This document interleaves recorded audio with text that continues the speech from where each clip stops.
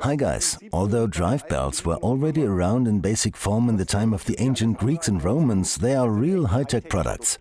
Why is this? A drive belt is developed in accordance with specific requirements. Some run in oil, some have to withstand fluctuating temperatures, and others have to transmit special tensile forces. And they must do so over the course of millions of reverse flexing cycles and hundreds of thousands of miles in the engine. And not only efficiently and safely, they also need to run quietly with little vibration. So belts really have their work cut out. To ensure they are capable of all this, every new product is inspected in our R&D test laboratory. Today we'll be looking at how this is done with the help of Tim Fiss. Hi Tim. Hi Stefan. Thanks for finding the time to join us today. We want to take a look at how new products are tested before they are brought out. It's my pleasure, Stefan. We have over 150 different tests at this site, and we can take a look at a few of them together now. Great, let's have a look. Off we go.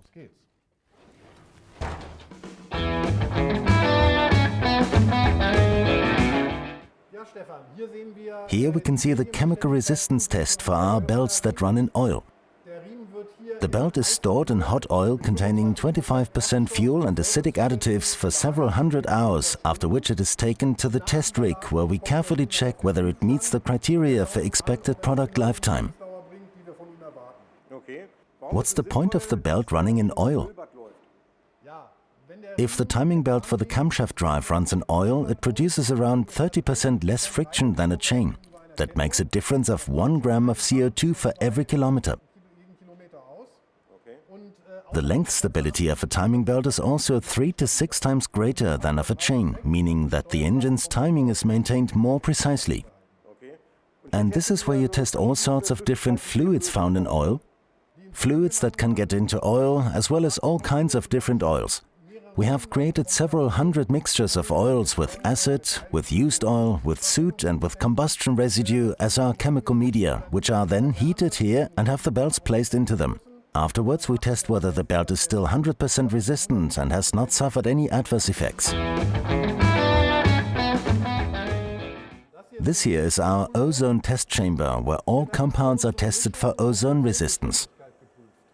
What's the problem with ozone? Ozone is a natural gas that is present everywhere in the air. It is reactive and attacks organic substances such as rubber. Ozone causes cracking on the surface, and it's essential that this is prevented. So here we check all compounds for our timing belts and multi-V belts to ensure they are completely ozone resistant. So it's impossible to prevent ozone coming into contact with the belts? Exactly, it's unavoidable as ozone is everywhere in the air. This is our tensile test. The maximum tensile force our belts can withstand before they tear is one of their most important properties and usually includes a large amount of spare capacity so that the belt drive can continue to transit maximum power even after 10 years of use.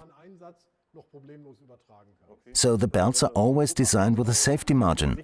Yes, a very large margin, so the belt can safely handle everything it has to go through during its lifetime. We're now going to see what force we reach before this belt tears.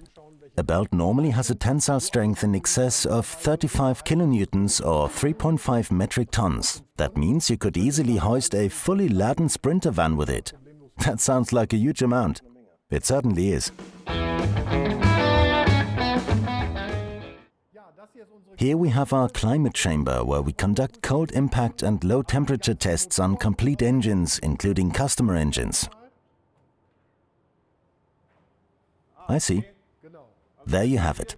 So you're able to save yourself trips to Finland because you have everything you need here on site to carry out tests as if you were there in the cold north?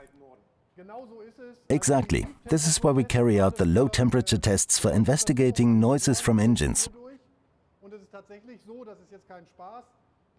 We once had to test a customer engine that only suffered a noise problem if the car had been parked outside overnight at 0 degrees. Only then would it make a squealing sound for 3 seconds when it was started. That is extremely difficult to replicate. That's so specific. It is. That's the plan though. We bring the customer engine here and try to reproduce the exact noise. If we manage to consistently reproduce it, the colleagues in product development will start work on improving the belt and eliminating the noise. It looks as if things are about to get chilly. You're absolutely right. These are our low-temperature test rigs, where the belts are tested for resistance to the cold at -40 degrees. That's really cold. Imagine you're in a ski resort and leave your car outside overnight. When you start the engine in the morning, the belt will be frozen when it starts running around the pulley. It must still be elastic when it does this and not kink, so that the compound doesn't start to crack. So the belts are started here more than 100 times at -40 degrees to check they run smoothly. I wish I could go on that many skiing holidays. It's pretty cold here. Let's go and warm up somewhere.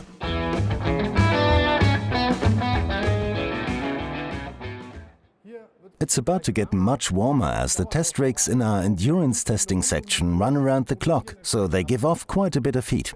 We conduct tests on over 150 test rigs under all sorts of different conditions: cold, heat, mud, water. However, our work mainly focuses on continuous operation at high temperatures to check the belt's service life.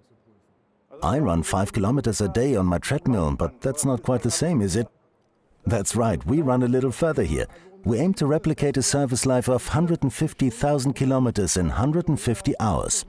What's important is that the belt emerges at the end with the same pattern of defects as after 150,000 kilometers of operation.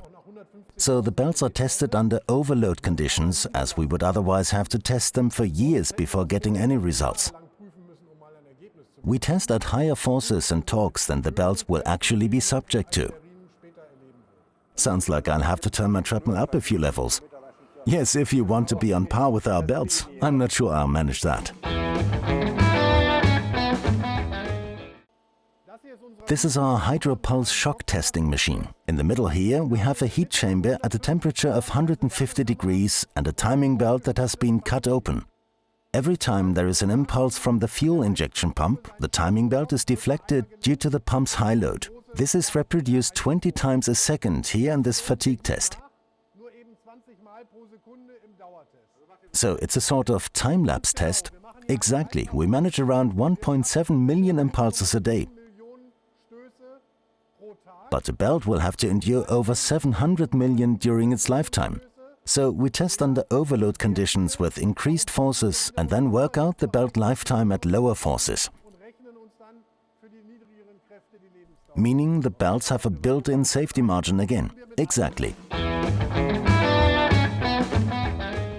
This is our test rig for measuring the coefficient of friction of multi-V belts. The belt is driven with a large wrap angle here and a small wrap angle at the second pulley. This is where the torque is increased until we have 100% belt slip. So this is all to do with friction and slip. Exactly. But you need a certain amount of friction and slip, don't you? That's right, we are faced with a bit of a dilemma in fact. On the one hand, we want the coefficient of friction to be as big as possible so that the belt can transmit high torques. On the other hand, we'd like the friction coefficient to be small so that the belt doesn't make any noise if it slips. So we have to aim for somewhere in the middle and maintain that throughout the belt's lifetime.